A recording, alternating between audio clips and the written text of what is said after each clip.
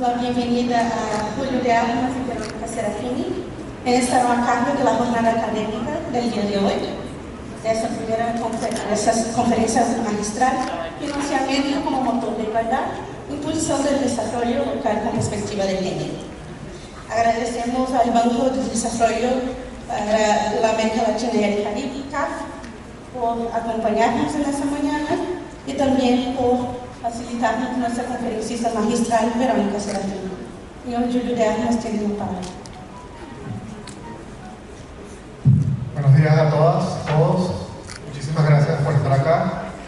Es un honor dar inicio a esta conferencia magistral en la que abordaremos un tema fundamental para avanzar hacia un desarrollo más sostenible y equitativo: el financiamiento como motor de igualdad, con un enfoque claro desde la perspectiva de género. En nuestros países, donde persisten profundas brechas sociales y económicas, especialmente para las mujeres y las poblaciones más vulnerables, el acceso equitativo a financiamiento no solo presenta una herramienta de inclusión, sino también una palanca poderosa para transformar el desarrollo local.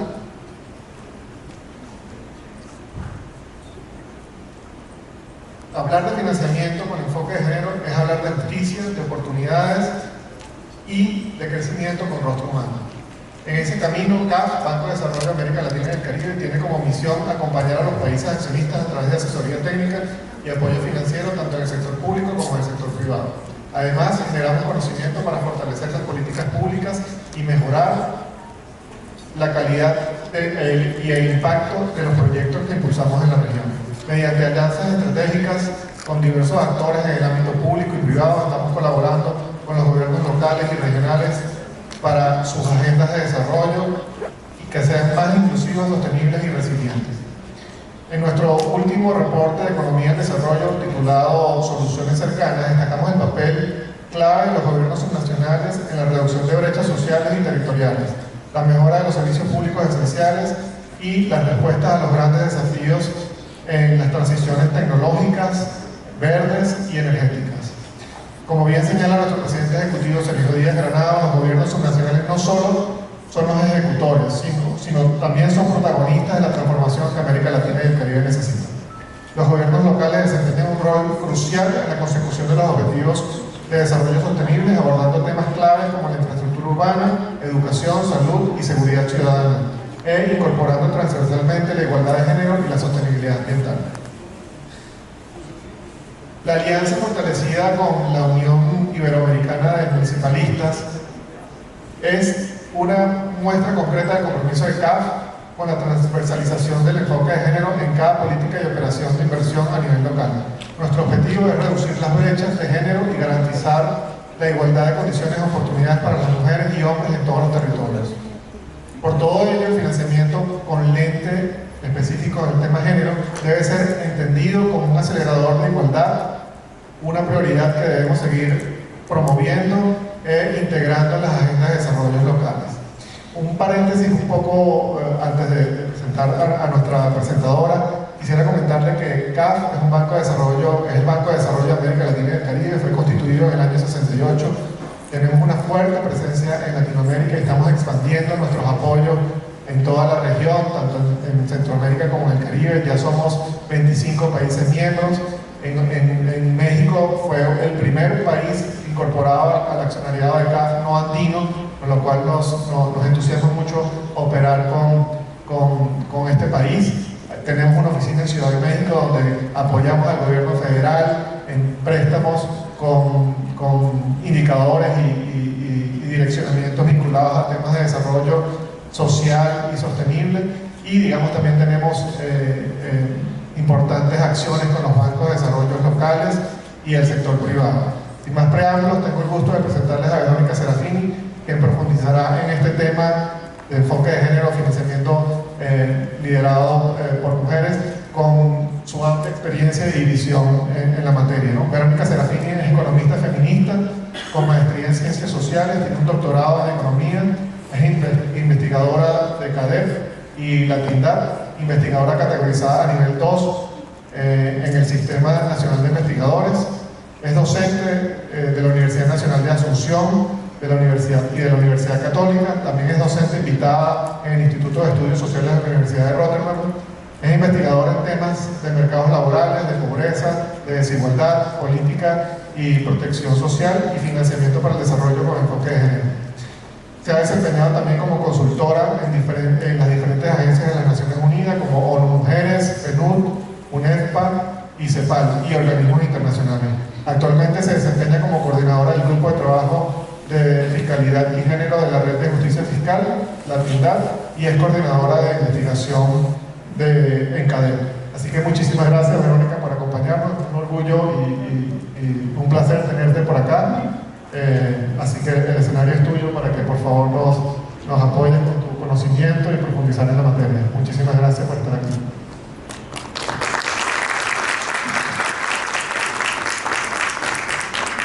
Bueno, buenos días, muchas gracias en primer lugar por la invitación. Es un desafío trabajar este tema y con este público que está en la práctica, que está en la gestión cotidiana y que, bueno, tiene aspiraciones, demandas y sobre todo esperanzas de igualdad para las mujeres. Le pido a Julio que me vaya avisando porque no tengo ni el reloj ni el celular a mano para no pasarme. En primer lugar, me gustaría señalar que cuando hablamos de financiamiento para la igualdad de género, lo primero que tenemos que tener en cuenta son los derechos de las mujeres. ¿Y por qué los derechos son importantes? Porque estamos en un momento, en primer lugar, porque atender los derechos tiene fuertes implicancias para el compromiso de los estados. Los estados son los principales garantes de derechos. Y en ese sentido, los gobiernos locales forman parte del Estado. Por lo tanto, es fundamental atender los compromisos internacionales, nuestras constituciones y nuestras propias leyes en cada uno de nuestros países. Y en segundo lugar, porque cuando hablamos de financiamiento y cuando hablamos de igualdad de género, tenemos que ubicarnos en el contexto actual de una América Latina que se encuentra en un momento bastante complejo, con fuertes restricciones fiscales, fuertes restricciones tributarias, con un proceso de endeudamiento rápido y con una ralentización de los motores del crecimiento. Y ahí aparece el tema de las mujeres y su rol en el crecimiento económico desde una perspectiva muy instrumental para algunos organismos internacionales. Es decir, las mujeres para impulsar el crecimiento. Sin considerar que en la mitad de nuestros países, gracias a las encuestas de uso del tiempo, ya sabemos que las mujeres están trabajando más horas diarias que los hombres si unimos trabajo no remunerado con trabajo remunerado. Por lo tanto, pensar que el crecimiento económico se va a impulsar gracias a la igualdad de género, entre comillas, igualdad, porque vamos a salir a trabajar más, porque en realidad hay un 43% de mujeres que están trabajando en sus casas sin salir al mercado laboral y mucho del discurso es que ellas salgan a trabajar. Y otra parte del discurso es que las que están trabajando menos del tiempo completo trabajen tiempos completos. Cuando en realidad, si nos fijamos en las horas, las mujeres ya están trabajando más que los hombres. Por lo tanto, si queremos impulsar la inserción, una inserción, como dijo Julio, un crecimiento económico con rostro humano, tenemos que ir más allá de la incorporación de las mujeres al mercado laboral, sin mayores condiciones de igualdad en términos de ingresos, en términos de ocupaciones productivas, en términos de acceso a la seguridad social y en términos de mejor distribución de los tiempos de trabajo no remunerado, doméstico y cuidado, no vamos a conseguir el objetivo de un crecimiento con rostro humano. Cuando hablamos de crecimiento y de invertir en igualdad de género, estamos hablando de una serie de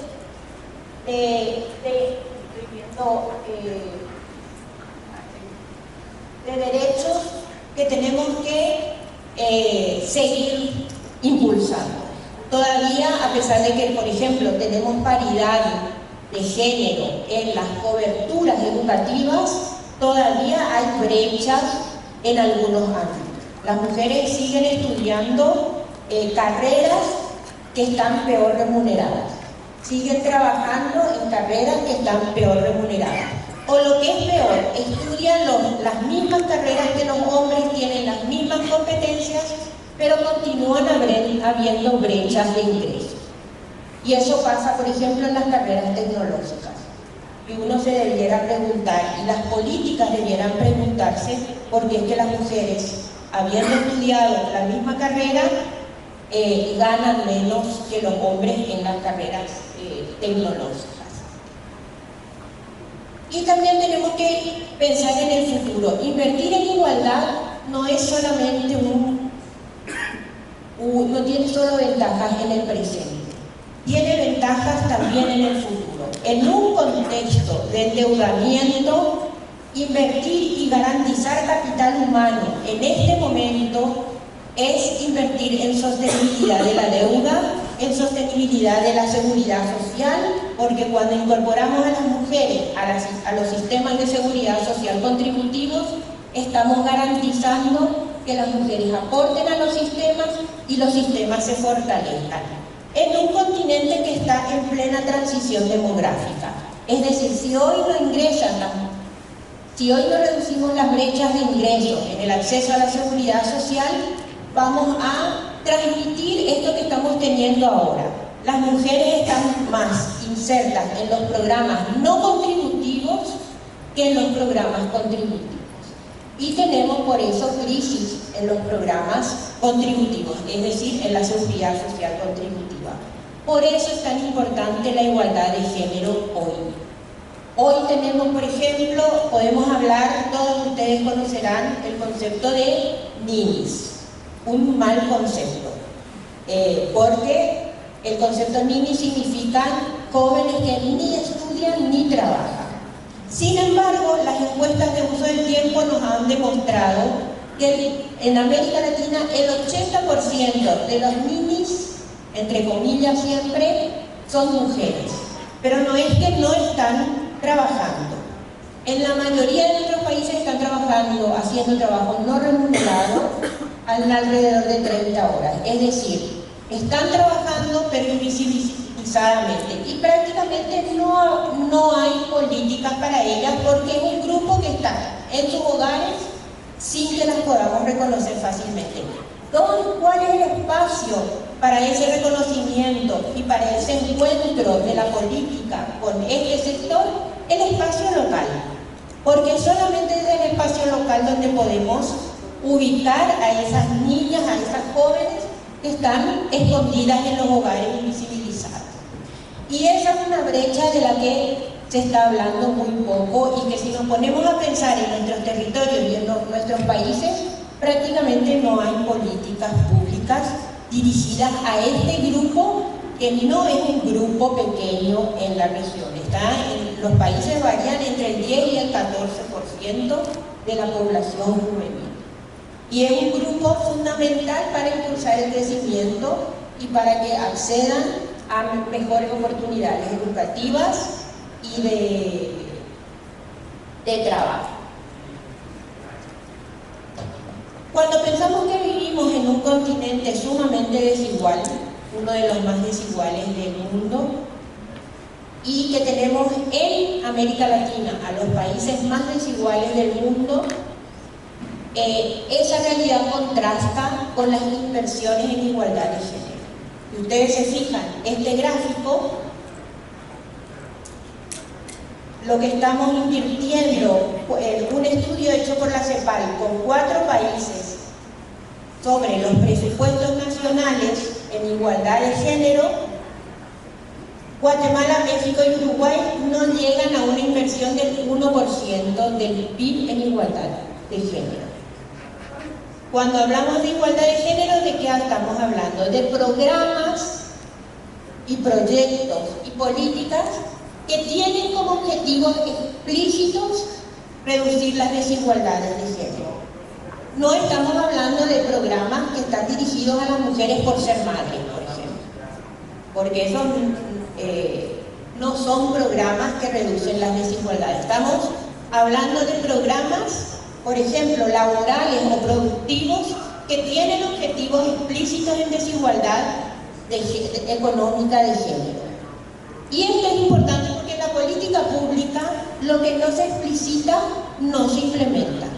Si nosotros no ponemos como objetivos explícitos y no incorporamos componentes que busquen esa reducción, la reducción no se da automáticamente. Al contrario, hay muchas políticas que dicen que son políticas para reducir las desigualdades de género o que deberían contribuir, que como no incorporan los componentes terminan produciendo mayores desigualdades. Por eso es importante medir e incorporar como objetivos explícitos y monitorear que ese programa o esa política contenga todos los componentes necesarios para reducir las desigualdades. Ayer, buscando más información sobre este tema, hace 2 o 3 días, me pasaron un estudio de Chile que todavía no está publicado, hecho por el Ministerio de Economía y Finanzas chileno. En Chile, la inversión en igualdad de género llega a 1,31. Es decir, está entre lo que invierte Guatemala, México y Uruguay y Argentina. Este dato de Argentina es de 2021, por lo tanto, en este momento pudo haber cambiado de manera radical. Valga la aclaración. Julio habló de crecimiento con rostro humano. Me faltó incorporar ese concepto en esta lista de cómo fue avanzando el debate sobre el crecimiento y por qué es importante que pensemos en que hablar de crecimiento no es suficiente para las mujeres.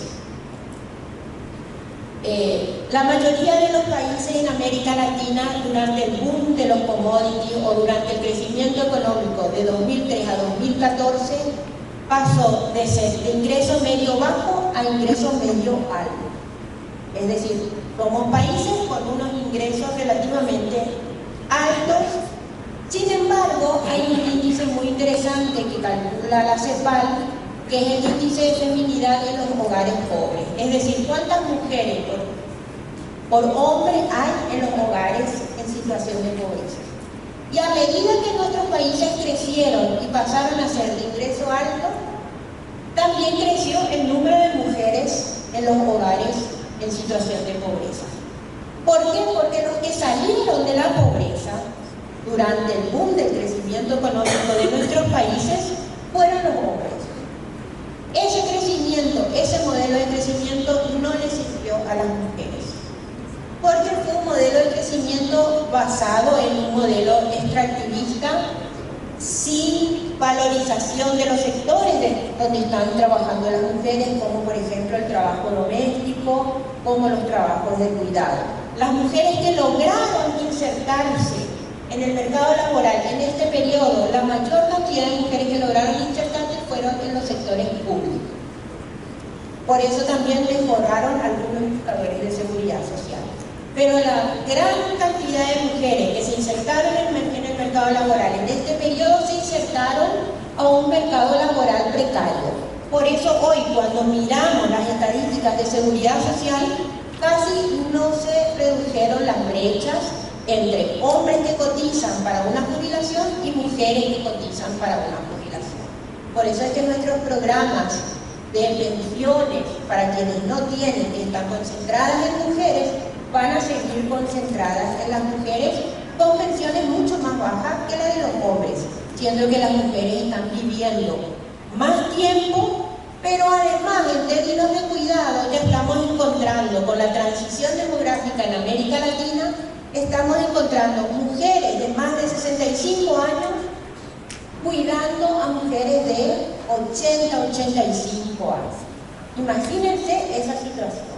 Sin una política fundamental para la desigualdad de género, que son las políticas de cuidado, que se suelen considerar como políticas sociales, pero en realidad también las podemos considerar como una política económica, porque sin políticas de cuidado es imposible reducir las desigualdades de género o las capacidades y oportunidades que tienen las mujeres para lograr su autonomía económica, no con cualquier empleo, sino con un empleo decente que incorpore seguridad social, capital social, es decir, tiempo para organizarse, para conseguir acceso a créditos, a seguros, a mejores condiciones laborales, a activos como tierra. Por eso es importante considerar el cuidado, cuando hablamos de igualdad de género, considerar causas. En primer lugar, considerar el contexto en el que nos estamos moviendo. Y en segundo lugar, cuáles son las causas que hacen que los obstáculos que tienen las mujeres, cuáles son las causas de los obstáculos que tienen las mujeres para insertarse a este crecimiento económico, que sigue siendo un crecimiento del 3 o el 4%. No es que tengamos bajo crecimiento o decrecimiento. Seguimos teniendo crecimiento, pero necesitamos que ese crecimiento sea mejor. Esas políticas no pueden no incorporar políticas de cuidado, no pueden no incorporar políticas productivas y no pueden no incorporar, por supuesto, políticas laborales. Y si nosotros nos fijamos dónde incorporamos los enfoques de género, generalmente son en las políticas sociales. Hemos peleado durante 30 años para incorporar el enfoque de género en las políticas sociales, pero no hemos hecho el mismo esfuerzo en políticas económicas. Y, por supuesto, el discurso del crecimiento, que es una política macroeconómica. Este patrón de crecimiento tiene que ir más allá si queremos que le sirva a las mujeres cuando ingresen laboral. Y cuando hablamos, por supuesto, cuando hablamos de políticas, no podemos dejar de hablar del financiamiento, porque las políticas tienen que tener recursos. En muchos casos, cuando hablamos de políticas dirigidas a las mujeres, tenemos muy lindos planes, muy lindos documentos, lindos planes de igualdad, pero cuando nos vamos al presupuesto, resulta que no tienen recursos. Y sin recursos no hay políticas. Pero para hablar de recursos también tenemos que hablar de los sistemas tributarios y cómo se financian esos recursos. Por lo tanto, cuando hablamos de políticas para la igualdad de género, tenemos que incorporar esa dimensión.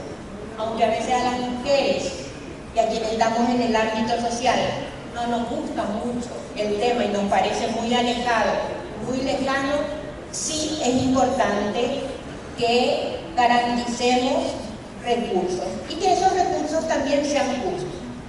Porque aumentar el IVA para financiar políticas de igualdad de género no contribuye a la igualdad. Al contrario, como las mujeres son las que más consumen para su familia, son las que aportan al IVA. Entonces las propias mujeres aportamos al IVA para que después ese aporte sea el que financie nuestras propias políticas.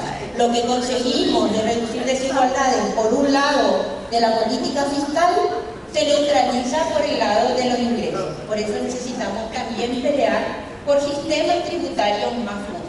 Y los territorios locales tienen un impuesto, los impuestos inmobiliarios o prediales, o como se llamen en cada uno de nuestros países, también suelen ser los impuestos más justos, porque el que tiene más, paga más. Por eso tenemos que estar también atentas a ello. Y finalmente también tenemos que prestar atención al endeudamiento, porque lastimosamente las crisis de la deuda de los 80s y 90s en América Latina y en países como Ecuador y Argentina, antes de la pandemia, cuando hubo que pagar la deuda, lo primero que se recortó fueron los recursos y las políticas dirigidas a la gente. Y ahí hay que preguntarse por qué. Y el argumento suele ser porque esas políticas contribuyen menos al desarrollo, cuando en realidad están garantizando capital humano. Y para poder producir PIB necesitamos ese capital humano. Inclusive en nuestros países tenemos leyes que dicen que podemos endeudarnos para infraestructura. Pero en algunos de nuestros países esa deuda se destinó a infraestructura de cuidado, por ejemplo. ¿Cuánto de eso se destina a infraestructura de cuidado? Que es uno de los rubros que está permitido para endeudar. Entonces, tampoco la deuda se está invirtiendo en políticas que necesitan las mujeres. Y ahí tenemos que ver cuáles políticas de nuestro territorio necesitan las mujeres. Infraestructura de cuidado, infraestructura de agua potable, por ejemplo, es fundamental. Las mujeres en todo nuestro territorio son las principales gestoras del agua, tanto del agua para higiene como el agua como alimento. Es fundamental tener agua dentro de la casa para ahorrar tiempo y poder trabajar, inclusive para poder trabajar en lo que trabajan las mujeres, que muchas veces hacer alimentos para vender. Infraestructura de vivienda. Está aumentando la jefatura de hogar femenina muy rápidamente en América Latina. La infraestructura de vivienda es fundamental adaptarla a lo que necesitan las mujeres, porque los hogares de las mujeres son mucho más complejos que los hogares nucleares, hombres y mujeres. Los hogares de las mujeres suelen tener niños, suelen tener una abuelita que por supuesto necesita su espacio, suelen tener adolescentes que necesitan su espacio y suelen ser viviendas productivas. Es decir, se necesitan ciertas condiciones de los hogares para poder producir y que esa producción garantice seguridad a los niños y a las personas adultas. No podemos estar cocinando o produciendo bajo el riesgo de los niños y niñas en eso. Sin embargo, nuestras políticas de vivienda no suelen considerar esas desigualdades de género en las estructuras de los hogares. Y esas suelen ser políticas también muy cercanas a los territorios, porque los territorios saben dónde están las mujeres, dónde están las viviendas que necesitan las mujeres, dónde están los asentamientos, cómo son cada una de esas familias en esos lugares donde están viviendo. Por lo tanto, creo que tenemos un gran desafío cuando hablamos de igualdad de género y de financiamiento de las políticas de género, de hablar de todos los ejes de la política fiscal y de aprender y de demandar esos cambios.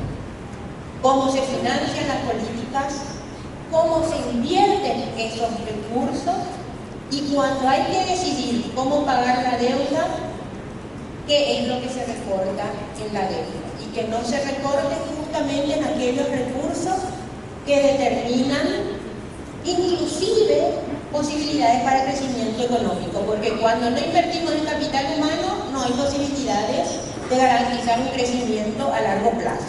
Y si no hay crecimiento a largo plazo, el principal indicador de deuda, que es deuda con respecto al PIB, va a seguir creciendo, que es lo que está pasando ahora.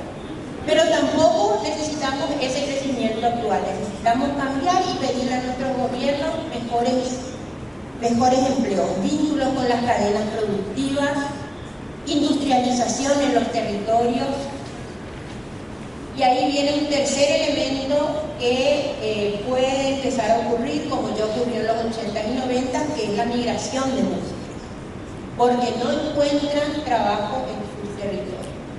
Y en general, ¿en qué migran las mujeres? Insertadas en cadenas globales de cuidados, porque hay países que están en una transición demográfica mucho más avanzada que los nuestros y necesitan servicios de cuidado. Y ahí es donde se van las mujeres.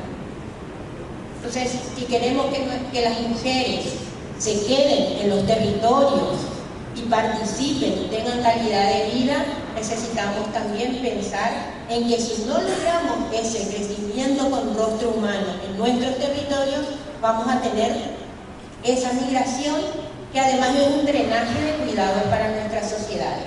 Las mujeres que podrían estar produciendo y cuidando en nuestros territorios que se van a producir y a cuidar en otros países.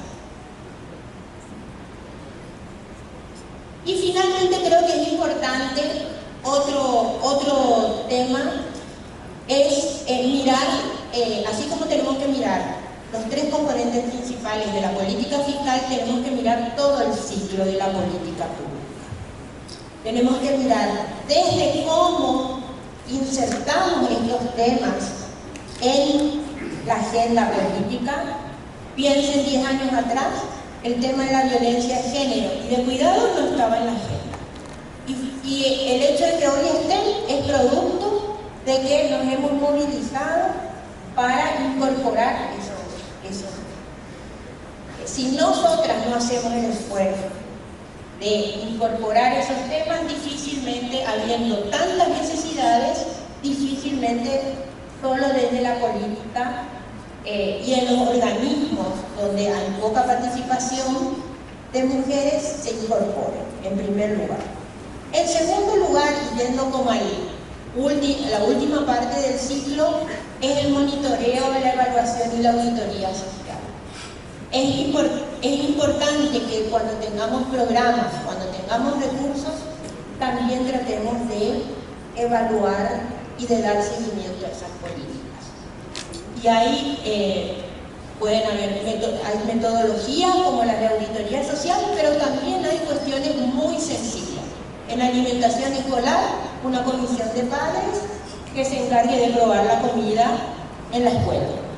Desde eso hasta tener algún tipo de encuestita y de manera a poder ver qué es lo que está pasando y cómo podemos ir mejorando siempre. Las evaluaciones no son instrumentos para penalizar a los funcionarios públicos, al contrario, son instrumentos que permiten que la gestión mejore y que la ciudadanía ejerza sus derechos de auditoría y a la par mejorar las políticas públicas. Además de participar en la incorporación de los temas en la agenda pública, de participar en el diseño de las políticas públicas, tenemos que estar en la implementación y también en la última parte, que es la del monitoreo, la evaluación, la auditoría social de cada uno de los programas que nos dicen que están dirigidos a la igualdad de género. Muchas veces los programas empiezan con un objetivo, pero a la hora de implementarse, cuando falta un componente, se implementa de otra manera y ahí se pierde la potencialidad de reducir la desigualdad de género. Y es importante mantener, garantizar que podamos al final, en conjunto con todas esas políticas territoriales y locales, podamos poder decir si hemos podido reducir estas desigualdades de género. Una gran ventaja que tienen los gobiernos locales es estar cerca de la gente, implementar políticas pertinentes a las necesidades particulares de esos territorios, a las condiciones económicas de ese territorio, a las condiciones de esas, a la estructura, inclusive al perfil epidemiológico de esa población. Y para eso es importante la participación y el vínculo entre los gobiernos y la ciudadanía. Porque la proximidad es lo que permite también en muchos casos, en un momento tan polarizado de las políticas y de los gobiernos, creo que recién hablábamos de ese tema en Uruguay, la proximidad es lo que permite salvar esas grandes polarizaciones que se dan en las políticas del gobierno central o de los gobiernos nacionales y ir todos hacia un compromiso común en cada uno de los territorios. Muchas gracias.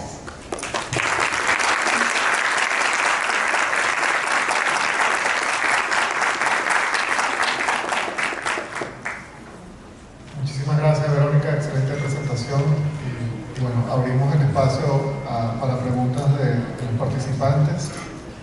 No sé quién me ayuda con micrófonos.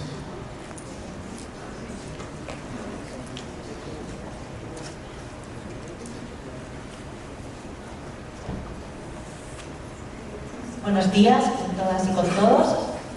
Soy María García Pizarro de la Unión Iberoamericana de Municipalistas y lo primero que quería es agradecer, como no, a CAF, esta alianza que tenemos, en la que sin duda alguna tener esta presentación es un lujo. Y lo digo desde la máxima convencimiento y desde la máxima responsabilidad de lo que estoy diciendo. Es un lujo, Verónica, tenerte, porque realmente has hecho una exposición sintética, puntual y acertada. Y yo no sé si es una pregunta, y no quiero ocupar más tiempo, pero sí una reflexión que siempre tengo en la cabeza en torno a este tema y que, si me permites, te estoy tuteando. Has centrado en la última parte, ¿no? ¿Qué es la importancia de la cooperación internacional?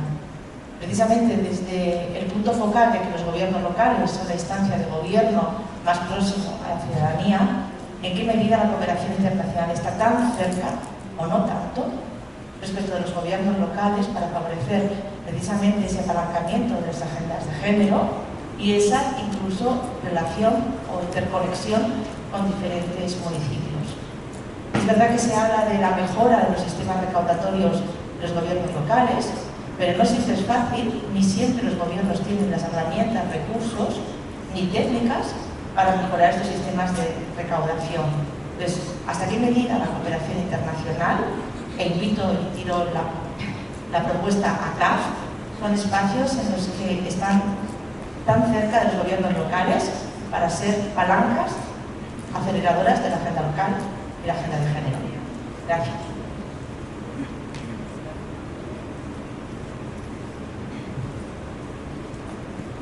Gracias, buenos días. Gracias otra vez por la exposición. Yo quisiera hacer un comentario o reflexión, puede que sea también una pregunta. Nosotras sabemos que este no es un asunto de sentido común y tampoco es un asunto de eficiencia, porque lo que nos ha presentado y lo que las cifras nos indican es que en realidad es deficiente invertir desde la institucionalidad, desde el presupuesto público en políticas con perspectiva de género.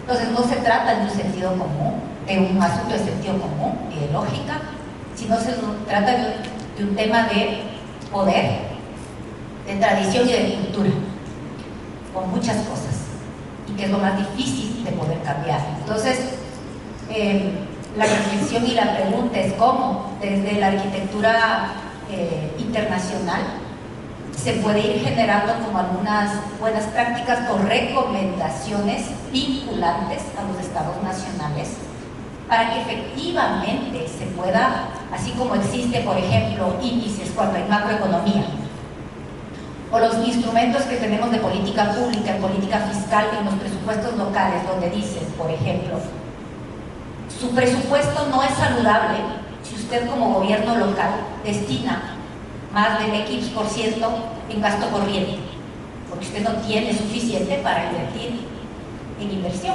que es lo que define, digamos, las posibilidades de desarrollo y de bienestar en nuestras localidades.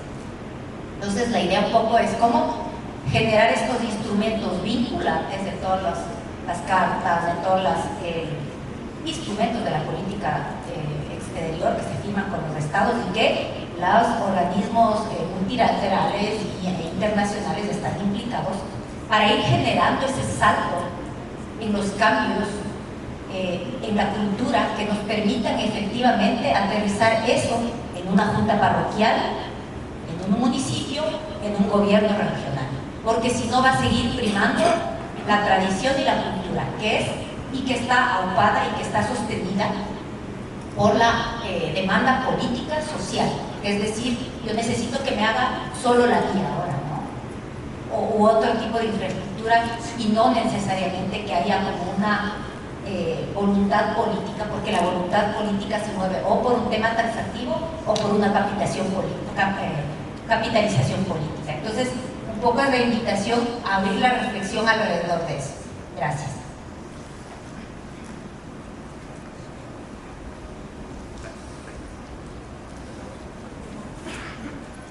Gracias, Verónica. Yo completé el año pasado una investigación sobre políticas de promoción productiva local en ciudades intermedias iberoamericanas. 22 ciudades elegidas aleatoriamente para una composición por país.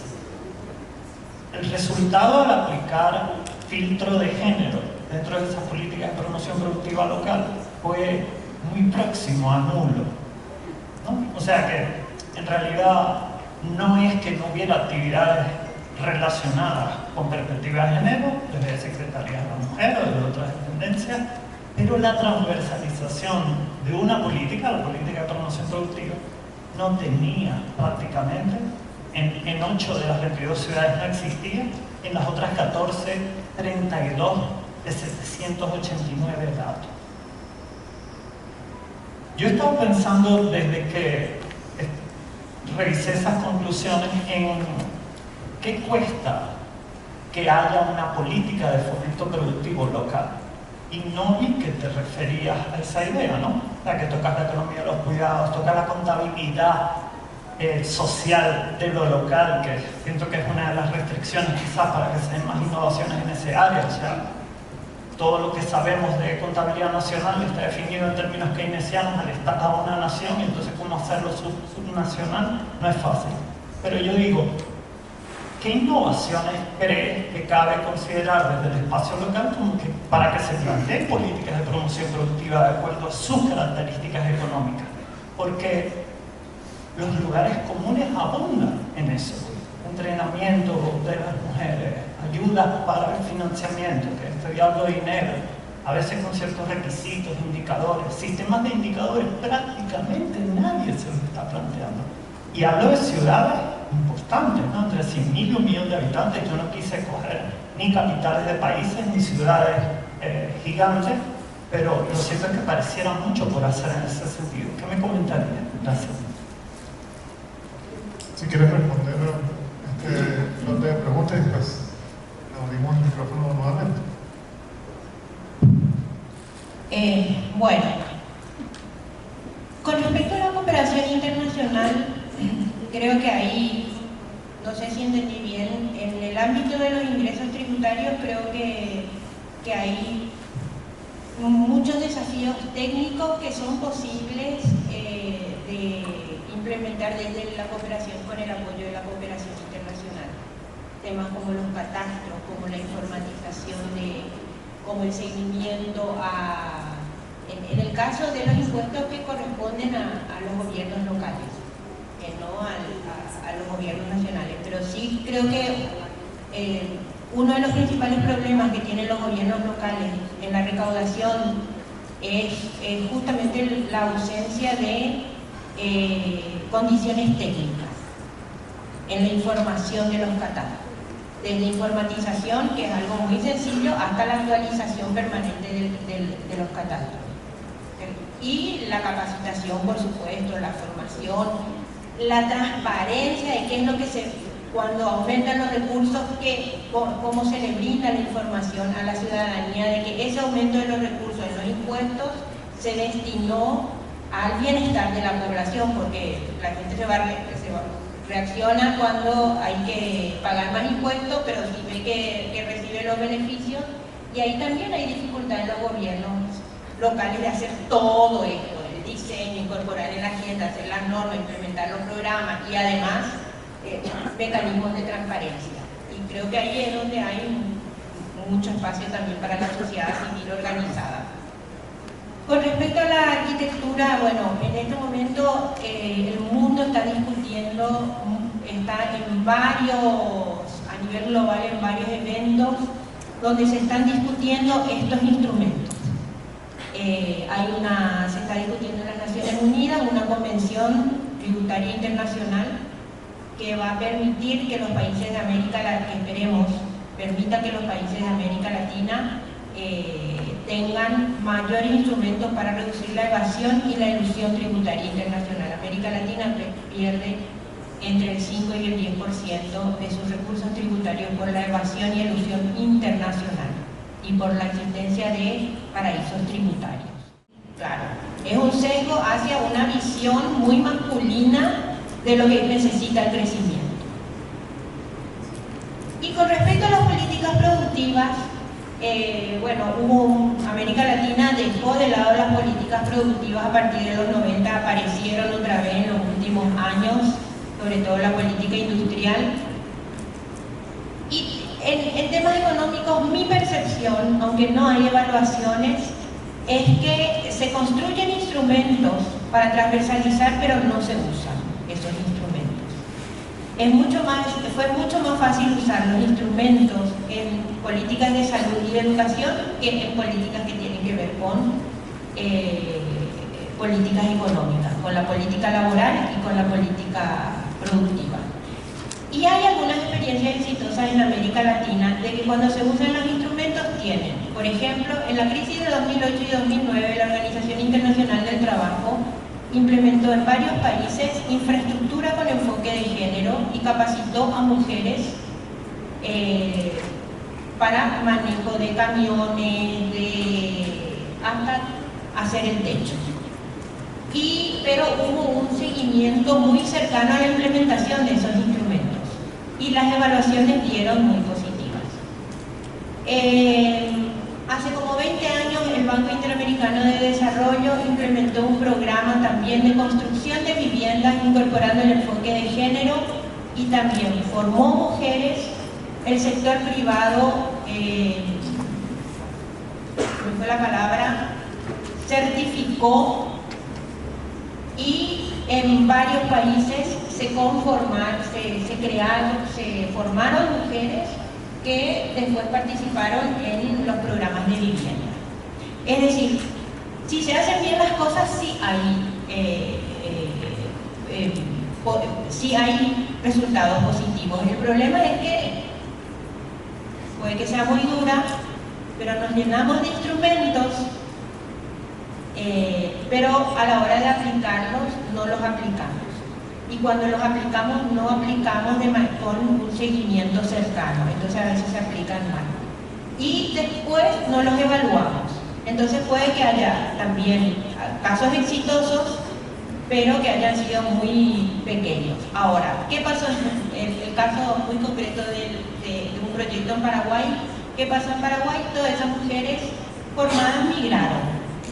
Porque en Paraguay el trabajo en construcciones tiene un 95% de informalidad. Y se fueron a los países vecinos donde las mujeres tenían acceso a la seguridad social y salario mínimo. Entonces no es suficiente solo con crear las condiciones y las capacidades en el tema productivo, sino también crear las otras condiciones que permiten que después de terminarse el proyecto las continúen trabajando en condiciones más o menos de igualdad. Entonces, como que hay que pensar estos temas de igualdad de género de manera muy integral, en toda la política fiscal, en todo el ciclo de la política, en todo el contexto en el que se desarrolla la política. No es un desafío sencillo reducir desigualdades que tienen décadas, siglos de persistencia. Muchas gracias, Verónica. En hora del tiempo podríamos abordar un par de preguntas más. No sé si ya la señora. Adelante, por favor. Bien, muy buenos días a todas y a todos. Platicar de la Secretaría de las Mujeres en el Estado de Aguascalientes. Compartirlos, bueno, felicitarte, querida Verónica y Julio, por la moderación y este panel tan importante para todas y para todos. Comentarte que en el Estado de Aguascalientes tenemos la primera mujer gobernadora, hay un gabinete paritario, hay un congreso paritario y bueno, también ya tenemos 4 presidentas municipales de 11, ya un poquito alcanzando la paridad en los municipios, pero aún y así tenemos grandes avances, pero también grandes retos, sobre todo en materia de financiamiento como motor de igualdad. Mi pregunta, Verónica, es: nosotros hemos implementado políticas públicas como lactarios, casas rosas, que son las casas para atender la violencia contra las mujeres, con perspectiva de género, con el tema de ludoteca, de espacios para que se puedan atender también los niños, y ha sido impresionante, pero ahora con el tema de legitimar ciudades seguras para las mujeres, con un enfoque de prevención y sobre todo de cuidados porque las mujeres vivimos diferente en la calle que los hombres desde que salimos de nuestras casas. Y estamos, o quiero implementar, para darle este enfoque de cuidados, lavanderías comunitarias. Ya hicimos el diagnóstico participativo, ya hicimos caminatas nocturnas, ya les preguntamos a las mujeres, tenemos toda la georreferenciación de todas las problemáticas que hay en estas colonias, que son comunidades caracterizadas por sus altos índices de violencia e inseguridad, y ya tenemos el render, pero lo que no tenemos es dinero, porque además de eso, desde el gobierno federal se nos recortó casi un 40% del financiamiento que nos venían dando hace años. Eso para mí es un retroceso en el avance de las mujeres, un 40% como por teniendo una mujer presidenta, ¿no? Esto no puede pasar a los institutos de las mujeres ni a las secretarías de las mujeres. Pero bueno, con lo que tengo, ¿qué es lo que puedo hacer con lo que tengo? ¿No? Porque también esto sin financiamiento pues no funciona.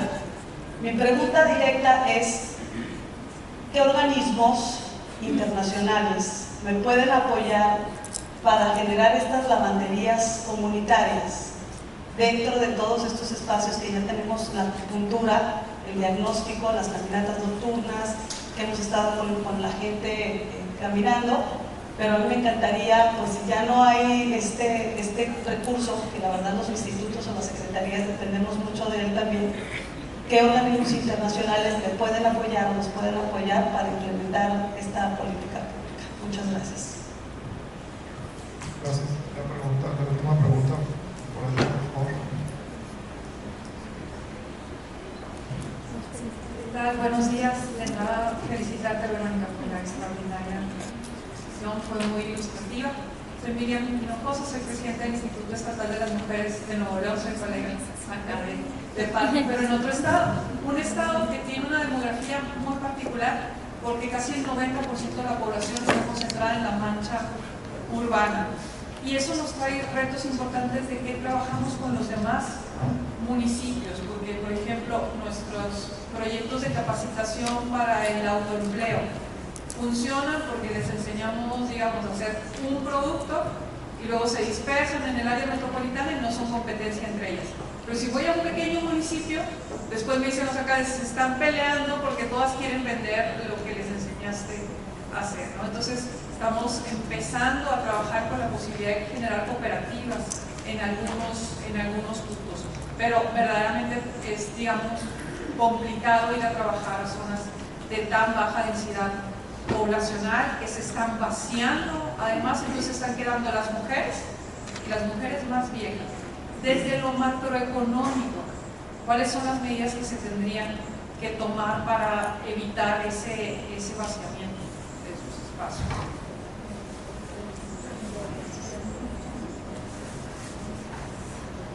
La última pregunta. Ya no tenemos tiempo, mil disculpas. Creo que después del panel podríamos atenderla con muchísimo gusto. Verónica, la respuesta a esas dos últimas consultas. Bueno, con respecto a las lavanderías, yo no tengo respuesta, vengo más de la academia. Y con respecto a lo macroeconómico, ese es un gran desafío, cómo se diseñan, y es un poco lo que decía al principio de nuestro modelo de crecimiento económico, que no generó las condiciones para todos y todas. Y ahí creo que más que lo macroeconómico son importantes las políticas territoriales. Y un poco a eso traté de ir cuando hablaba de las cadenas globales de cuidado, porque esa es una de las manifestaciones, las cadenas globales de cuidado son una de las manifestaciones de salida de las mujeres, porque no consiguen, ninguna mujer querría dejar a sus hijos e hijas para inmigrar a otro país, y eso tiene que ver con la falta de oportunidades laborales. Y en el caso de los proyectos productivos es importante incorporar el componente de acceso a mercados, porque solamente la formación y la capacitación, en la agricultura pasa lo mismo. De repente aprenden todos a plantar cebolla y baja el precio de la cebolla a cero. Entonces hay Allí importa la planificación tanto del aspecto productivo como del aspecto del estudio del mercado que existe para ese tipo de productos. Pero bueno, hasta ahí yo puedo... Muchísimas gracias. Bueno, ya para finalizar y concluir un poco, vimos una presentación muy ilustrativa, muy profunda, donde Verónica destacó en principio el derecho de las mujeres en una América Latina con grandes brechas, una América Latina bien compleja, donde se evidencia que las mujeres ya vienen trabajando mucho más que los hombres, por lo que hay que ir más allá de la incorporación de las mujeres al sistema laboral. Vienen trabajando cerca de 30 horas semanales en labores no remuneradas, lo cual llama muchísimo la atención. También llama muchísimo la atención lo bajo de los presupuestos para los planes y los programas de igualdad de género sobre el PIB, menos del 1% en los países analizados. Y bueno, por supuesto las brechas continúan de forma importante. Se pudo evidenciar también cómo existen esas brechas entre hombres y mujeres en las aportaciones del seguro social.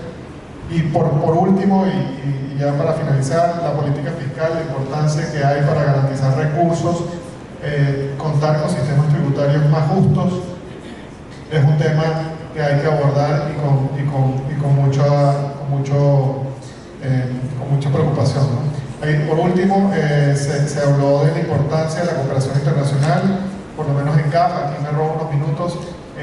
Tenemos, digamos, en nuestra agenda misional el tema de género muy inmerso en todas nuestras operaciones. Tenemos una gerencia muy potente de género, de inclusión y de diversidad, donde tratamos de incluir en todas nuestras operaciones al equipo, bueno, encabezado por Bárbara y Guadalupe. En este caso, también realizamos operaciones de asistencia técnica y de cooperación, por lo cual estamos abiertos a analizar proyectos en esa índole. Muchísimas gracias por el espacio, muchísimas gracias por su participación y por su dinamismo, y por supuesto, Verónica, muchísimas gracias nuevamente por estar acá.